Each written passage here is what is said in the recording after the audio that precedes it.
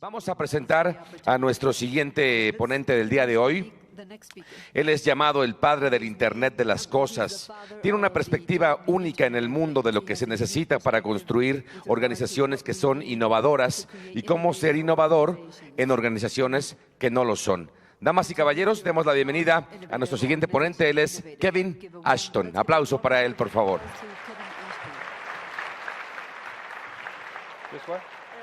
Okay.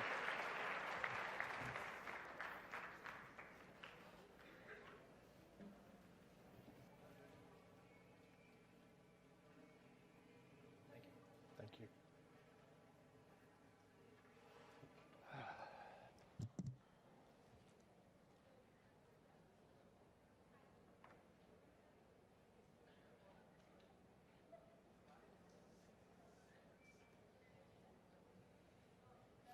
Okay. I'm going to take a video of you all.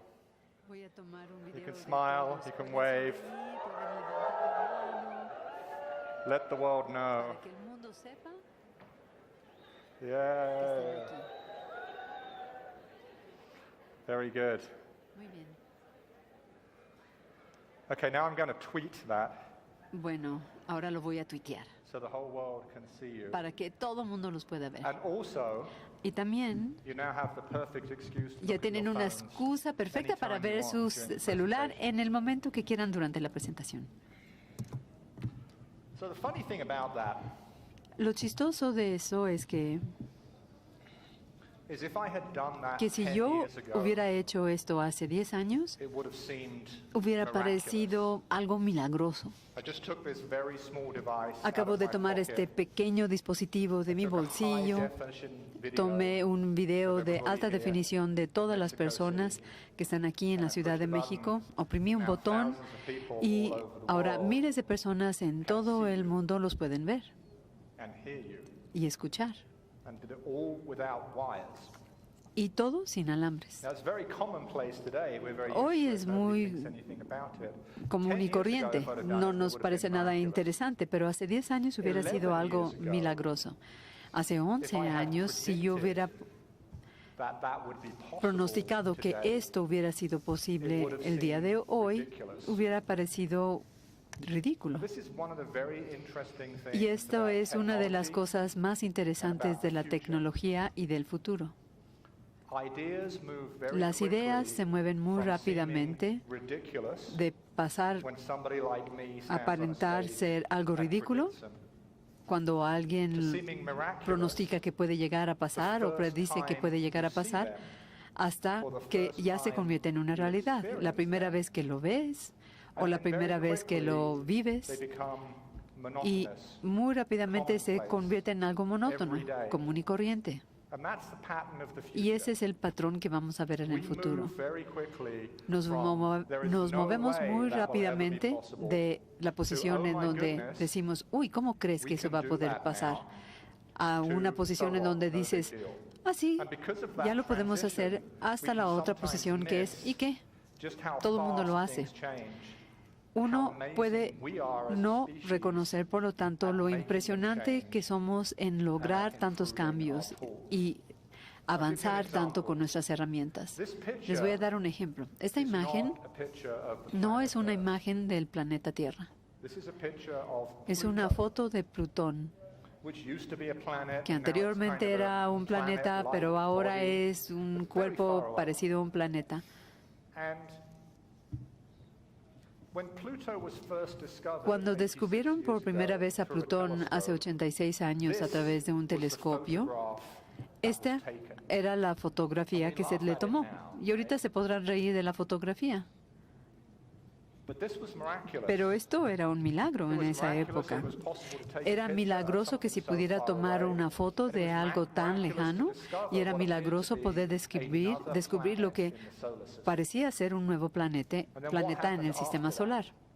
¿Y qué sucedió después? 22 years ago, Hace 22 años, this is what Pluto looked like. esta fue la imagen que le tomamos a Plutón. Impresionante, es redondo, es medio color What a naranja. fantastic picture. ¡Qué foto tan impresionante! 5 years ago, Pluto Hace looked 5 like this. años, esta era la apariencia de Plutón. A year and a half ago, Hace año y medio, it looked like this. Esta era la apariencia de Plutón. 16 months ago, Hace 16 meses, now look at this, 14 months hace ago. 14 meses. And what is happening here is we have Y built lo que a tenemos aquí spacecraft es que ya hemos construido una nave espacial que se llama Near Horizons, Horizontes Cercanos, que es el vehículo que se mueve más rápido y que ha existido en la existencia del ser humano y está acercándose. Y lo más interesante es que tiene la capacidad de tomar este tipo de fotografías y regresárselas a la Tierra. And then 1 year ago, Y hace un año you get this amazing tuvimos close-up este acercamiento fantástico de alta definición de la superficie de furthest away planet-like el planeta o el objeto más parecido a un object. What we can planeta see más from this, lejano what we're en looking at nuestro here actually universo. appears to be a y aparece ocean, aparenta surface ser frozen, una superficie liquid underneath. congelada, un océano We know congelado, that pero because con of the líquidos abajo, y lo sabemos por la nave That's how the espacial. future changes. Así de rápido And cambia what el I mundo. can deduce from that Lo que esto me lleva a deducir es, porque recuerden que mi trabajo es pensar en el futuro todo el tiempo, es algo realmente muy sorprendente, it's actually easy que es to fácil predict the future. predecir el futuro. The hard thing Lo is difícil believing it. es creerlo. And that's the secret. Y ese es That's el probably the most secreto. important thing I can tell you today. Quizá lo más importante que As les young podría decir entrepreneurs. hoy a ustedes, los jóvenes emprendedores. Si ustedes pueden predecir el futuro que se avecina cuando los demás no lo pueden hacer, van a tener una enorme ventaja. Pueden construir para ese futuro, pueden preparar para ese futuro, pueden imaginar a ustedes y a su negocio para este mundo futuro. Y se los voy a comprobar. Les voy a dar algunos pronósticos del futuro que sí se van a convertir en una realidad. Y recuerden, es que si no lo creen, significa que yo tengo la razón.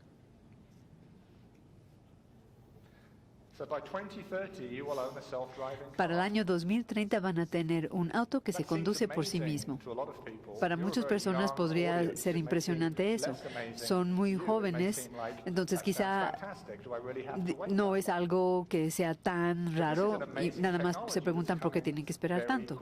Pero eso es una tecnología maravillosa que se está desarrollando rápidamente y va a hacer grandes cambios en nuestras ciudades, en nuestras vidas. Sus nietos, para algunos de ustedes y sus bisnietos, van a tener una expectativa de vida de 3 dígitos.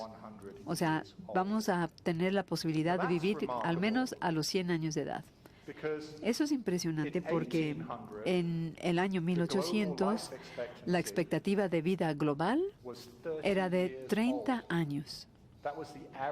Esa era la expectativa de vida promedio para una persona que vivía en el año 1800. Vamos a hacer un ejemplo, un experimento. Si tienen más de 30 años, levanten la mano.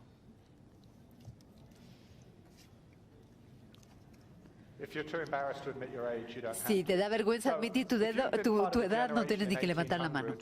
Entonces, si ustedes hubieran vivido en 1800, estarían muertos o cercanos a la muerte a esta edad.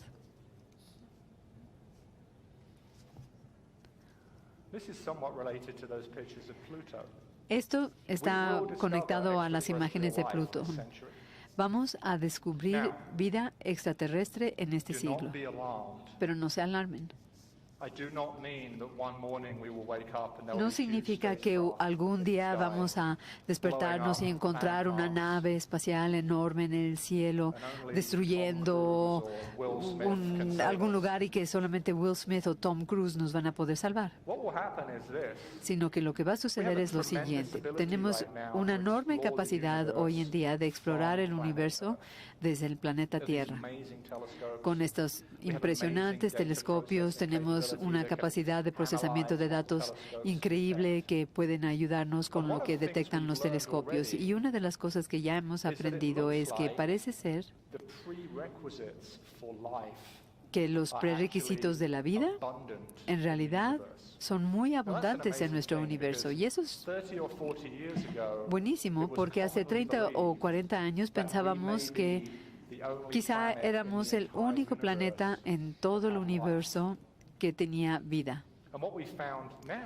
Lo que hemos visto ahora es que, por ejemplo, el agua líquida, que es un prerequisito para la vida orgánica, parece ser algo bastante común.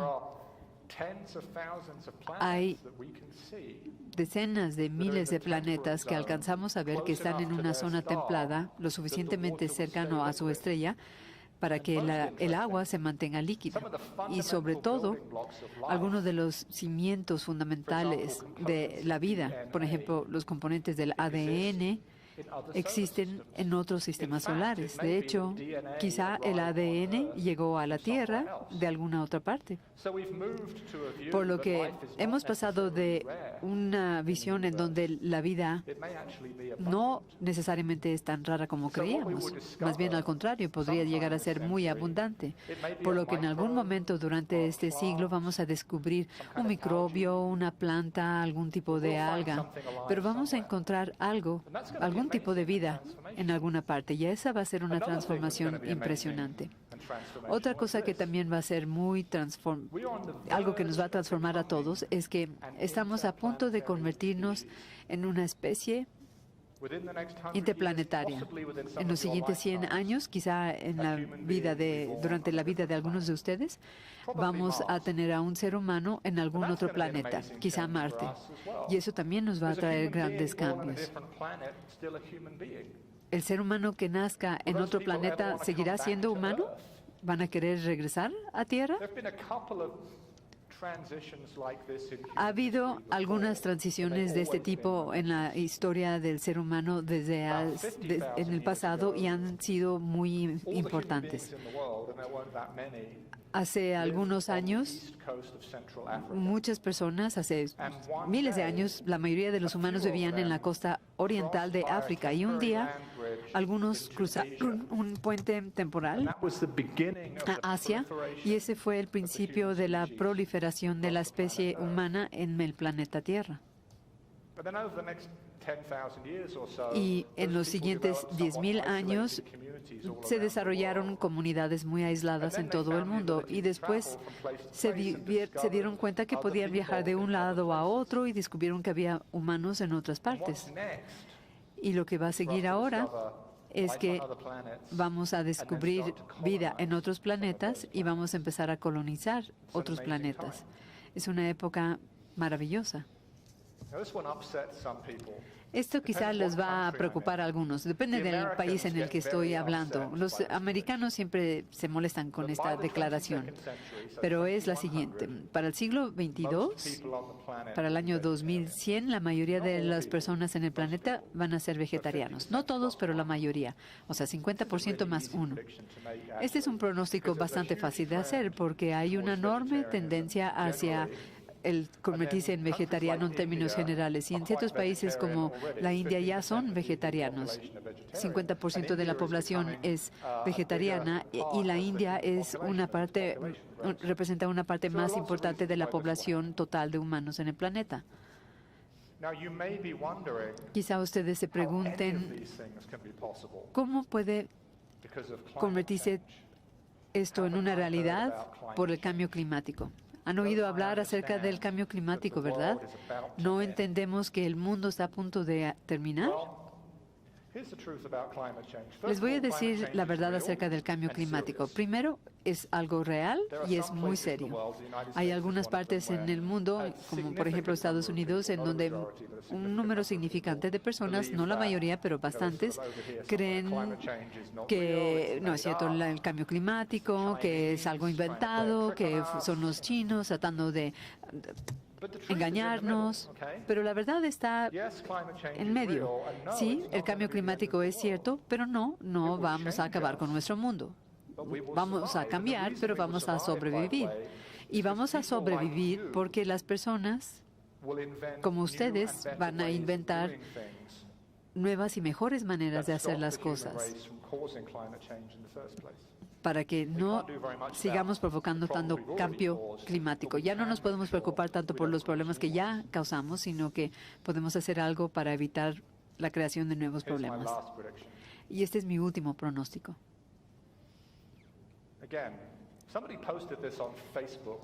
Creo que alguien lo posteó en Facebook y después leí los comentarios y les diría, nunca lean los comentarios a sus posts.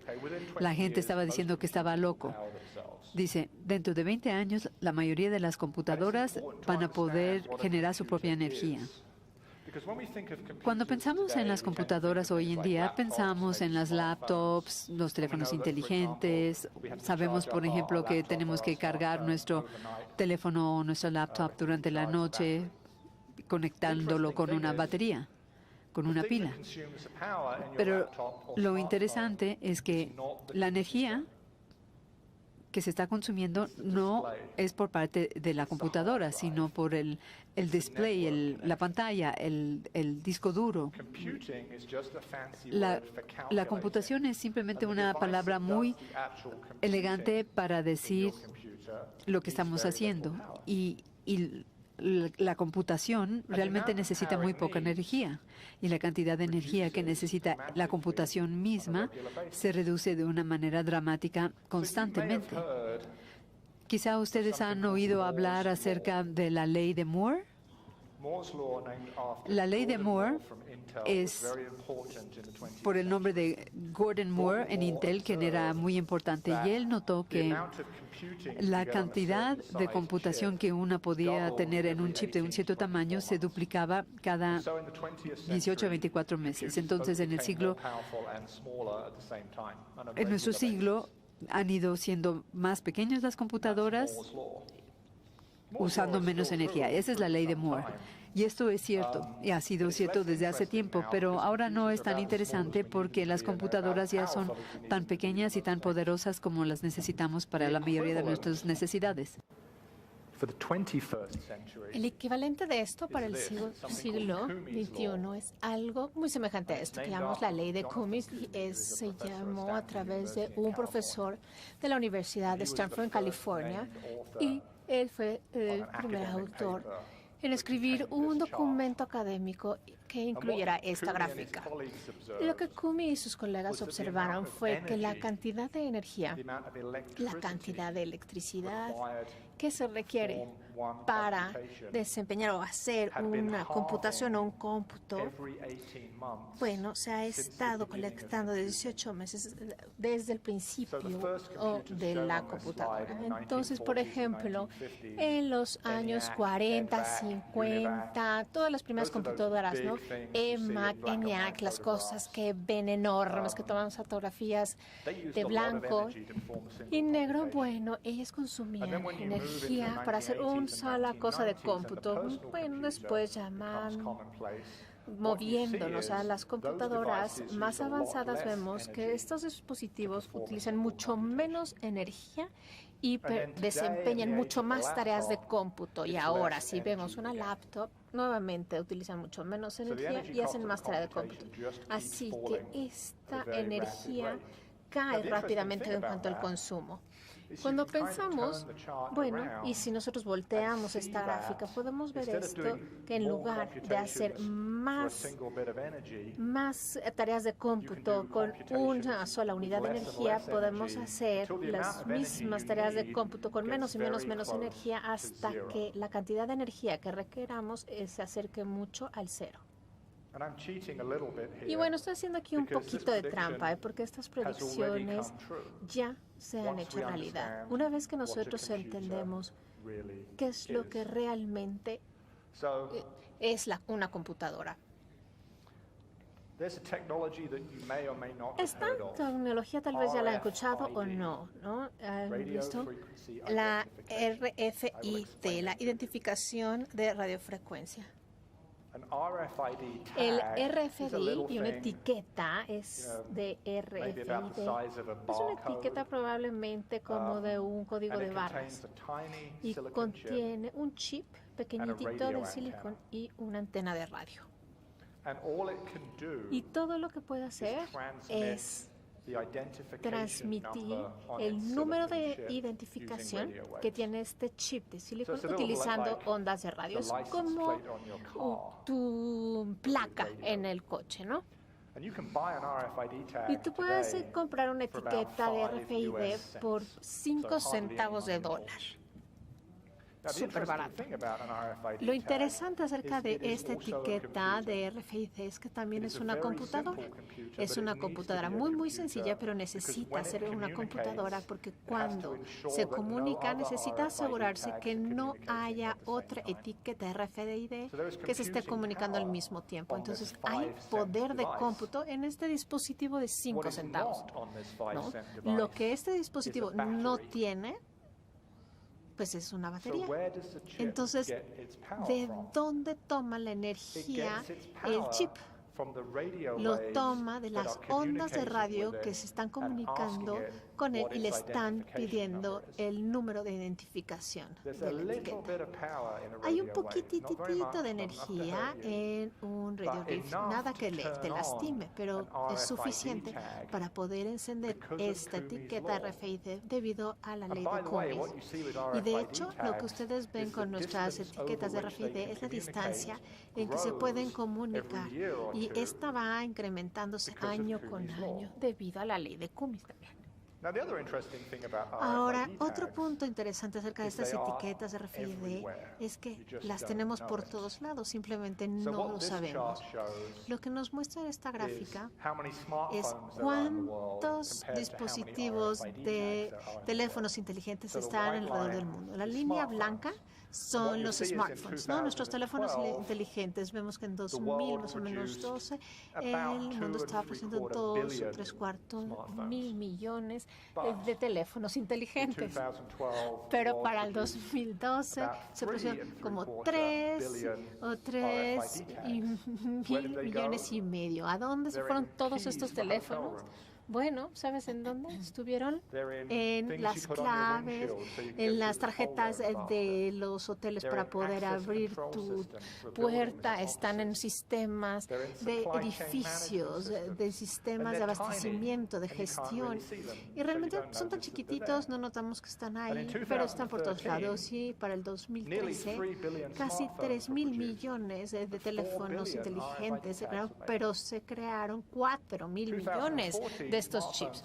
Y bueno, finalmente cruzan la línea en el 2014, de 2014 los smartphones, pero vean los chips.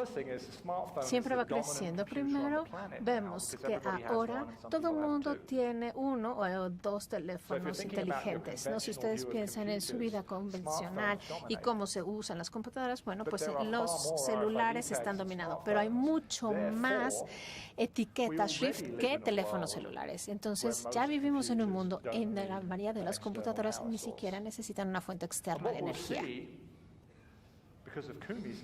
Y lo que vemos debido a la ley de Cummings es que no necesitan energía, no necesitan energía que dure tanto que no necesita cambiarla. Podemos, bueno, recolectar energía de la vibración, del sonido, de ondas, de calor, etcétera, y se van a volver todavía más sofisticados.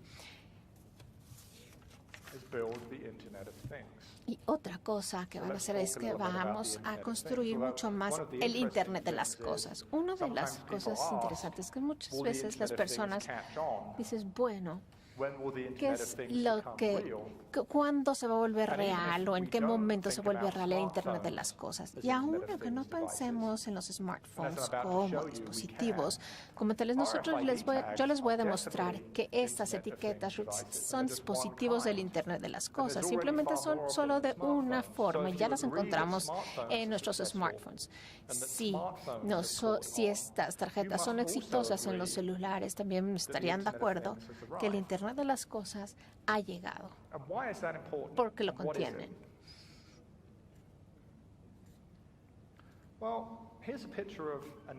Aquí tenemos una imagen de la red y no es la Internet. Estas son las rutas aéreas de todo el mundo. Bueno, sí que viajan los aviones, bueno, carga y personas. Lo que vemos aquí son redes de objetos físicos, una red muy importante de objetos físicos, personas, documentos, objetos, cargo, cosas que se mueven alrededor del mundo. Esta es otra red. Esta es todavía más antigua y muchísimo más importante. Estas son las líneas de embarque en el mundo. La mayoría de los materiales en el mundo, si se tienen que mandar de un país a otro y entre continentes, pues se envían por barcos. Si ustedes ven el mar de hace 200 años, se vería muy, muy similar a este.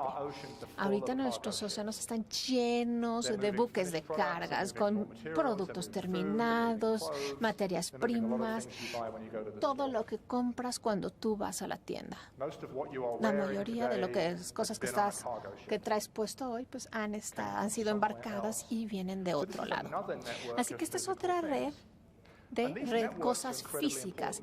Y esas redes son súper importantes. Estos impulsan la economía, porque realmente la economía es otra palabra que utilizamos para el intercambio de cosas. Para el consumo se necesitan moverlas de un lado a otro. Y después también tenemos esta otra red. Esta es la Internet. Estas son las conexiones principales entre países y continentes. Y esta es una red de información. Entonces tenemos todas estas redes físicas que han vivido desde hace años, que utilizamos para sobrevivencia, para productos, coches, alimento, energía, petróleo, etcétera. Y esta red es relativamente nueva, que es la red de información. Y ahora hay tantas cosas que se están moviendo en todo el planeta, porque somos tantos y todos estamos viviendo muchísimo más, y aún esperamos un estándar de vida también más alto y mejor, que estamos esperando tener mucha información. Las buenas noticias es que tenemos la red de información, tenemos el Internet. ¿Qué es lo que hemos estado haciendo este siglo? Bueno, es conjuntar y combinar las redes, combinar la red de información del Internet con la red de cosas, como los barcos, los buques, lo que viaja en aire, en los mares, para poder crear el Internet de las cosas. Y antes de que continúe, déjenme decir lo que no es el Internet de las cosas, porque si ustedes han leído o lo han visto en televisión, ustedes tal vez hayan escuchado una historia que no es la verdadera, que es incorrecta. La historia empieza con los teléfonos inteligentes. Todo el mundo, ¿no? Han escuchado de los smartphones, ustedes han escuchado a las personas en la tele, en los periodistas, pues dicen, ¿qué es lo que tienen los smartphones? Tienen aplicaciones. Entonces, es esta idea que si tú tienes una aplicación que puede enviar un objeto físico, que es enviada de un objeto físico, esto debe de ser el Internet de las cosas. Y les voy a dar ejemplos, Y esto es real, yo no lo he inventado, pero tomen en cuenta que estos ejemplos no están diciendo lo que el Internet de las cosas es en real. Por ejemplo, tienes una aplicación, vas a comprar una botella de vino y te dice si tienes suficiente vino o no para beber. Es muy fácil saber si tienes suficiente que beber o no. Si estás borracho, pues ya tuviste suficiente, ¿no? Si necesitas que una aplicación te dice hasta cuándo debes de dejar de beber y antes de ponerte borracho, pues entonces olvídalo. El siguiente es el bikini, ¿no? El bikini, esta aplicación te dice si la aplicación te dice si tuviste suficiente sol. Si te dice, oye, te quemaste, si necesitas que una aplicación te diga que ya te quemaste o te bronceaste demasiado, pues sigues estando borracho. El tercero es una botella de agua y la aplicación te dice si está llena o no. Ay, sí, esto es lo que necesitas después que bebiste tanto vino, porque necesitabas la aplicación que te diga que ya tomaste lo suficiente. Y el último es una rasuradora. Es una aplicación que habla a la rasuradora para saber si te rasuraste o no. Yo no me he rasurado, Y no es el Internet de las cosas, créanme. De verdad, son cosas estúpidas que están tratando de sacar dinero para las cosas. Nadie necesita estos productos, nadie los quiere. De hecho, es una pérdida de tiempo. Esto sí es el Internet de las cosas, acuérdense, ahorita tenemos un mundo enorme. Necesitamos mover cosas alrededor del mundo, documentos, medicinas, energía, alimento, todo para nosotros. Y el reto en el siglo XX era que la única forma de obtener información del mundo en una computadora era a través del teclado. Y el teclado significa que necesitábamos a un ser humano involucrado. Y los seres humanos son bastante malos en unir y recolectar información alrededor del mundo, porque cambia todo el tiempo, necesitas orden, no puedes obtener datos reales solamente en la computadora a través de un teclado. Entonces, ¿cómo lo haces? Le das a la computadora sus propios como sentidos, le das a la computadora la capacidad de captar y recolectar su propia información. Si eso les suena un poquito confuso, les voy a hablar más de esto. Y después, bueno, pones esos datos en la red. ¿Por qué? Los sensores trabajan muchísimo mejor en las redes. Si ustedes piensan en el cuerpo humano, bueno, nuestro sistema sensorial y sensible es el del sistema nervioso. Tenemos diferentes sentidos, ¿no? Tenemos boca, nariz, ojos, oídos, etcétera, y todo está conectado al sistema nervioso de tal manera que si escuchamos algo por acá, lo podemos ver, ¿no? Podemos relacionar los sentidos que vienen de diferentes fuentes, conjuntamos y entonces tenemos una imagen coherente del mundo. Entonces los sentidos trabajan mejor en la red. Es por eso que el Internet de las Cosas es tan importante. Entonces, estos datos automáticamente recolectados en los flujos de computadoras a través de las redes se vierten en un sistema que automáticamente puede tomar una decisión de qué es lo que está sucediendo en el mundo. Nuevamente, en el siglo XX, en la era de los teclados, en cómo se analizaban los datos, bueno, eran a través del análisis del ser humano, ¿no? Combinaban datos, algún sistema cruzaba y creaba un informe, este informe se convertía en unas hojas de cálculo, la hoja de cálculo se convertía en una gráfica de Pi o en una presentación de PowerPoint, todo el mundo se sentaba en una sala y tomaban una decisión basada en esto. Esto ya no es así en el siglo XXI. En el siglo XXI tenemos software y tenemos algoritmos que se llaman algoritmos que aprenden de las máquinas, que ven todos estos datos en el flujo de datos de todo el sistema y toman decisiones basados en esto. Y hay dos cosas que pueden suceder con estas decisiones. Una, el sistema le puede decir a un ser humano que haga algo, decirle que haga algo. Y dos, y todavía esto está siendo mucho más común, el sistema le puede decir a otro sistema que haga otra cosa. Por ejemplo, un robot, tal vez a un automóvil autodirigible, ¿no? Da vuelta a la derecha, vuelta a la izquierda, etcétera. Lo que sea esto, la decisión va a cambiar al mundo, que se basa en el sensor y sensible de los flujos y de los datos que están en el sistema que se los dio el mundo. Entonces, esto es lo que es el Internet de las Cosas, redes para conectar los sentidos y hacer sistemas de toma de decisiones automatizados. Aquí tenemos un ejemplo muy bueno y creo que algunos de ustedes ya están muy familiarizados con ello. Sí se ve el mundo, así ve el mundo.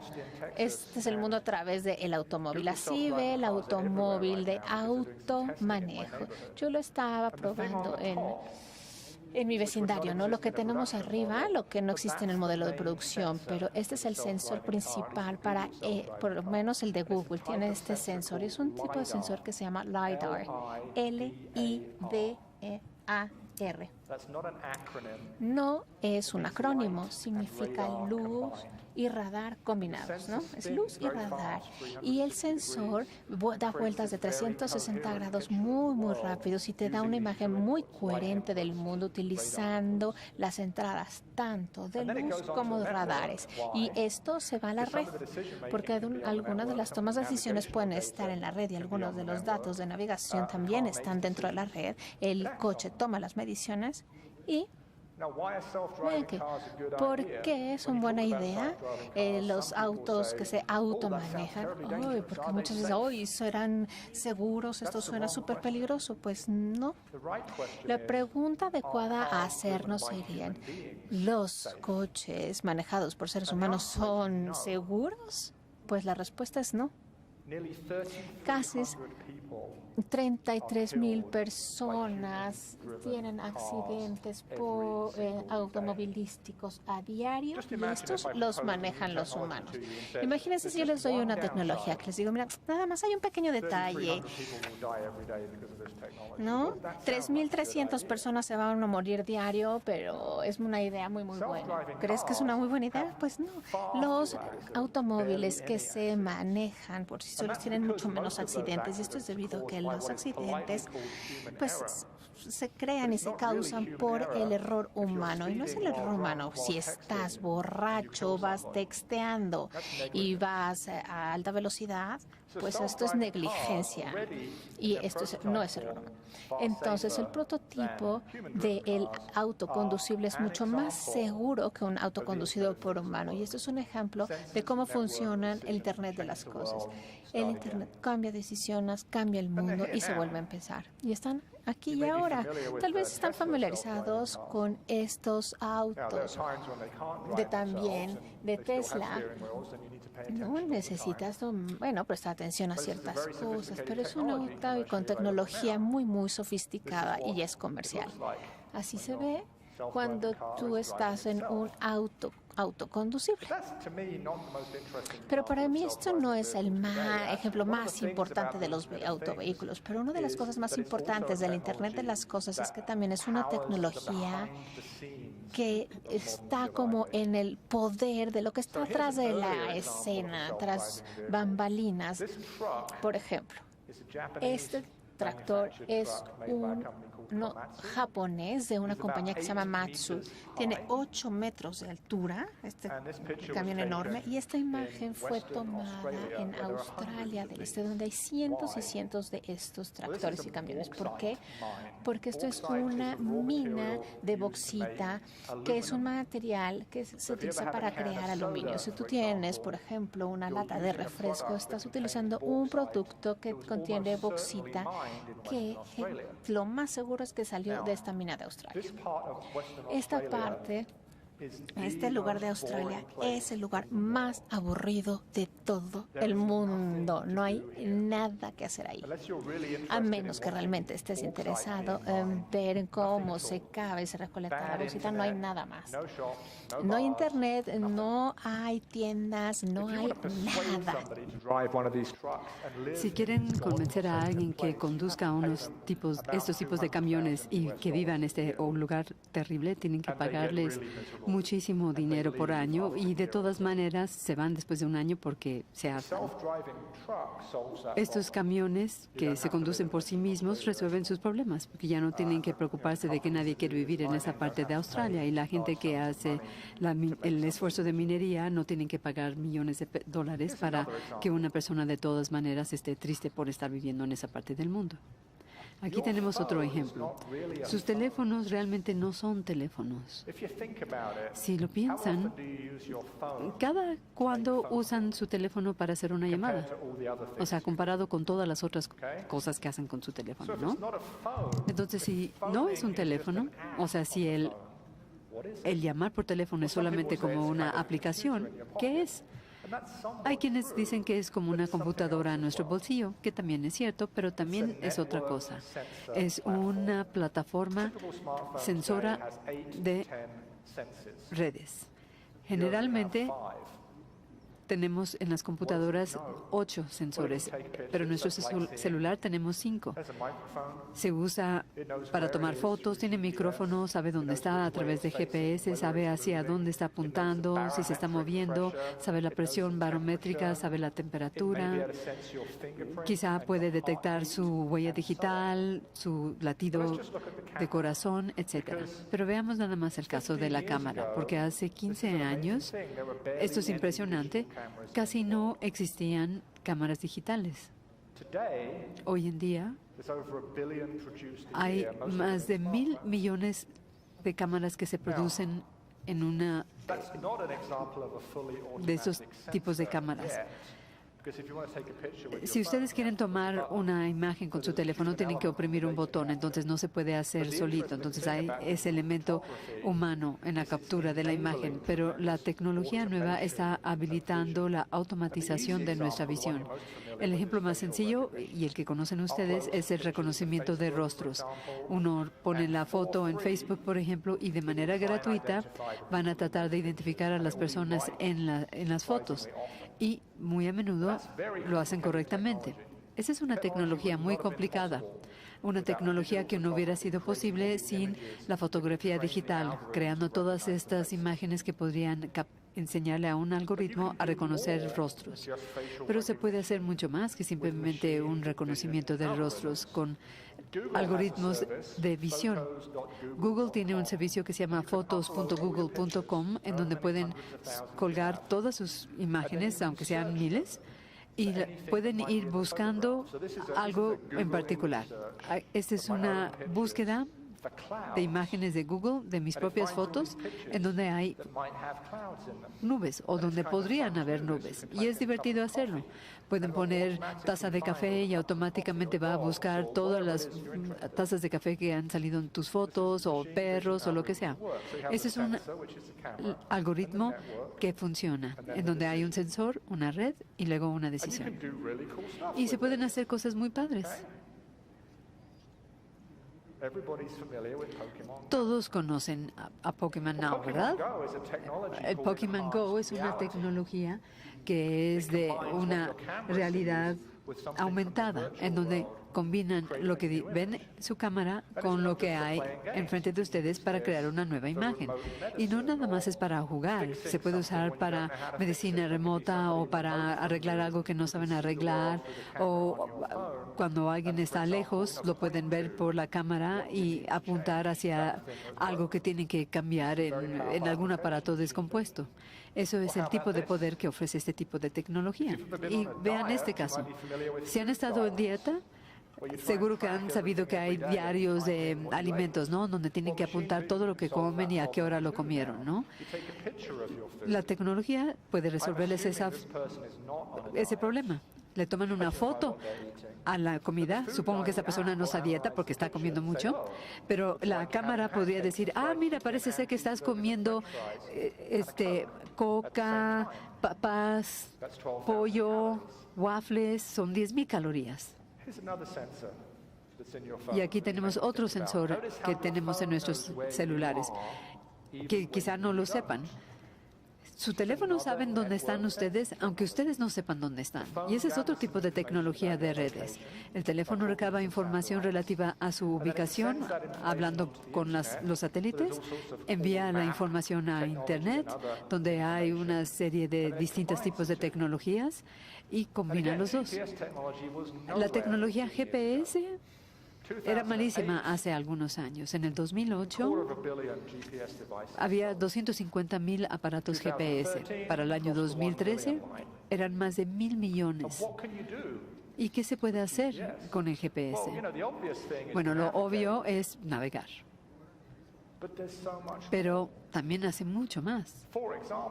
Por ejemplo, Uber es una empresa de Internet de las cosas. Se aprovecha del hecho que todo el mundo tiene un dispositivo GPS y que ese dispositivo GPS está en una red. Toma dos pedazos de información, dónde están ustedes y dónde está otra persona que esté interesado en darles un aventón. Y los juntan. Lo hacen de una manera mucho mejor que a la antigüita, cuando uno se paraba en la esquina con la mano en alto esperando que se detuviera algún taxi. Aquí tenemos otro ejemplo. GPS más crowdsourcing les permite saber dónde está el tránsito. Yo conduzco por Austin con mi GPS todo el tiempo encendido, aunque sea donde voy a ir, porque lo que no sé, no puedo saber, es si hay problemas con el tráfico o si acaba de haber un terrible accidente y que cerraron las carreteras. Entonces, ese es el Internet de las cosas. Cuando usas el GPS, estás usando el Internet de las cosas. Aquí tenemos unas hombreras que se usan para jugar el fútbol americano. Es un un deporte terrible, muy violento, y uno tiene que protegerse. Y ahora, en las sombreras para los profesionales en la NFL de Estados Unidos, si se fijan en esas bolas que están en los hombros, son etiquetas RFID.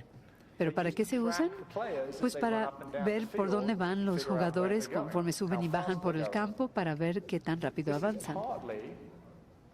Esto es en parte para que los que están viéndolo por televisión puedan entender mejor el partido, pero también les proporciona muchísima información para que puedan ver si puedan ser victoriosos en el partido. Pero no nada más es para el fútbol americano. ¿Y qué se puede decir del verdadero fútbol? No sé si recuerdan este momento maravilloso en la última Copa Mundial, cuando Brasil, que uno diría que es el mejor equipo del mundo, perdió ante Alemania por 7 goles. Alemania le permitió a Brasil meter uno, entonces al final acabaron ser 1-7, pero esto fue algo sin precedentes, fue todo un shock. ¿Cómo le hizo Alemania? Usaron el Internet de las cosas. SAP, que es una empresa alemana muy grande, y bueno, la gente se enteró hasta después.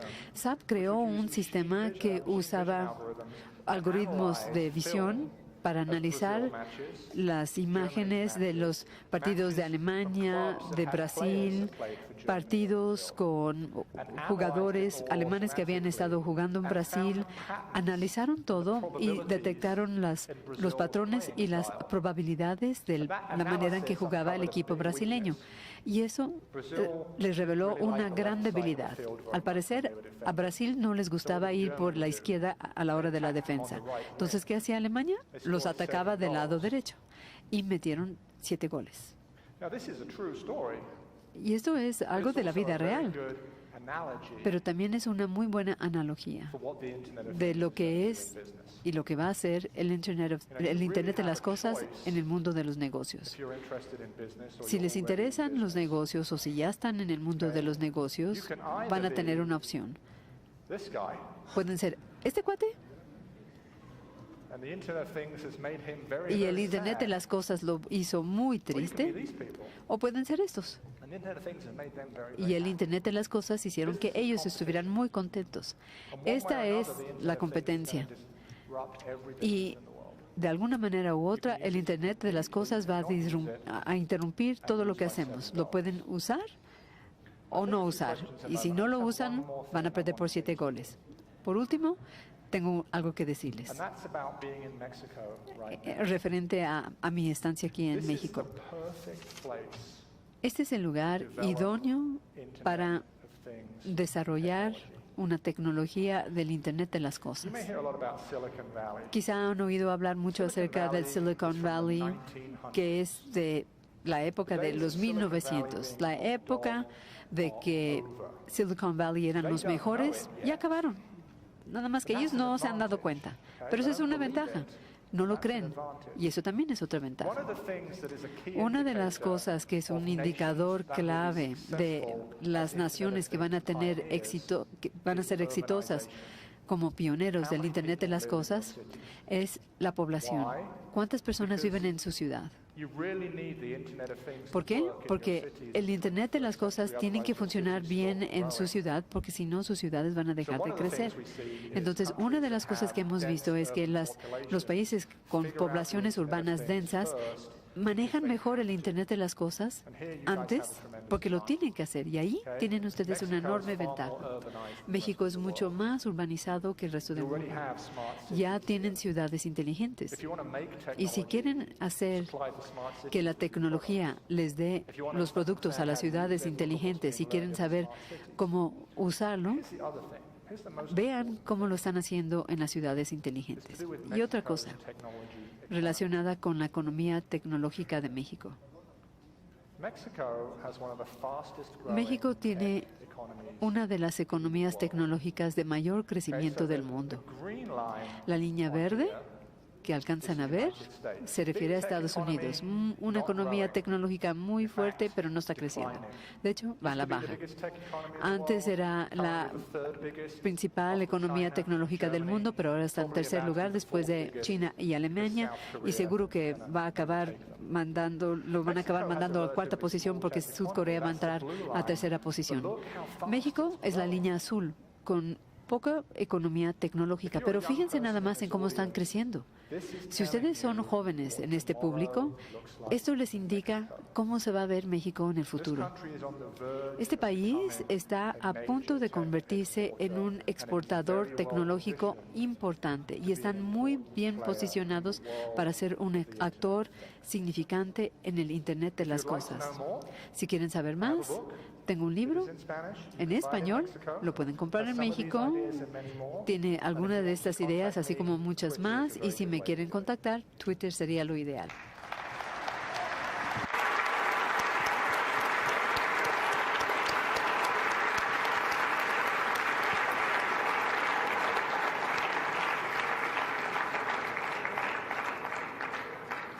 Quien quiera hacer una pregunta, levante la mano, por favor. Y If you have any questions, please raise your hand and we'll give you a mic.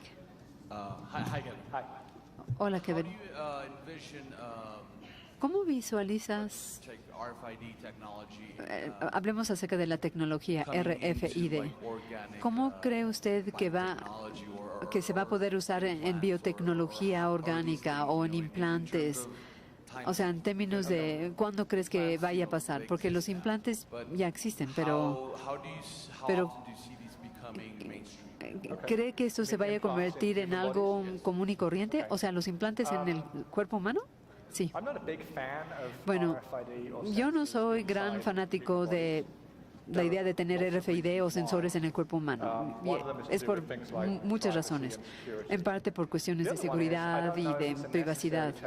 Además, no sé si necesariamente es una solución tecnológica. Lo que hemos aprendido al crear las redes de sensores a lo largo de los últimos 20 años es que muchas veces puedes detectar las cosas desde afuera. Y lo mismo sucede con el cuerpo humano. Uno puede saber lo que está sucediendo con el aliento de una persona o con su piel o con lo que está sucediéndonos con nuestra temperatura. Entonces, en muchos casos, lo que quieres saber, lo puedes saber de manera externa. Ya veremos. Yo diría que este tipo de tecnología invasiva no va a ser popular o va a acabar siendo eliminada por otras tecnologías mucho más sencillas y no invasivas. Pero ya veremos. ¿Alguna otra pregunta? Hola. Hola, por acá. Hola, primero quiero felicitarlo por haber sido considerado el padre, si así se le puede llamar, el padre del Internet de las cosas. Gracias. Mi pregunta es en relación a las personas especiales, personas que, por ejemplo, sufren de autismo. Yo tengo un hijo que sufre de autismo y quería saber, desde la perspectiva del Internet de las cosas y del RFID, ¿qué piensa? O sea, ¿qué tipo de aplicaciones podrían considerarse para que mi hijo pueda tener una mejor vida? Había oído que hay muchas aplicaciones para autos, para Google, Uber, para necesidades energéticas, pero lo que no he oído es de si puede tener aplicaciones para personas con necesidades especiales. ¿Qué piensa al respecto? ¿Qué cosas podrían llegar a pasar? Cosas que sean realistas y que podrían usarse para el caso de mi hijo y para el caso de todos los niños del mundo que tienen algún tipo de discapacidad. Muchas gracias. Muy buena pregunta. Es interesante porque una vez creé una empresa usando una tecnología que se había desarrollado para entender el autismo. Yo tengo un colega que tiene 2 hijos autistas y estábamos tratando de encontrar una manera de aprender y saber más acerca del autismo. Y una de las cosas más interesantes que vimos es que uno puede aprender mucho si observamos lo que hacen las personas.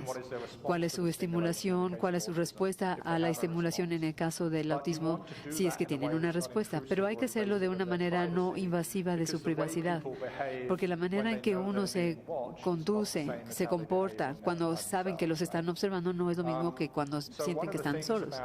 Entonces, una de las cosas del Internet de las cosas para ese tipo de caso es que podemos hacer muchas observaciones remotas y luego podemos alimentar esa información a algún tipo de algoritmo de aprendizaje para detectar patrones. Y cuando hacemos ese análisis de patrones, tenemos nuevos perspicacia, nuevos aprendizajes. Entonces, eso es lo primero que diría, para entender qué tipo de terapias conductuales podrían ayudar a una persona que sufre de autismo.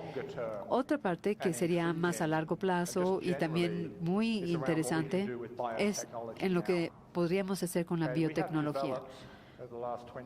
En los últimos 20 años hemos desarrollado toda una gama de herramientas para ver lo que está sucediendo a nivel celular o neurológico, herramientas que anteriormente no existían, pero esas herramientas están recabando cientos de terabytes de datos que no se pueden analizar tan fácilmente por un humano, pero el aprendizaje de las máquinas y el reconocimiento de patrones nos puede ayudar a entender lo que está sucediendo biológicamente cuando alguien tiene un trastorno.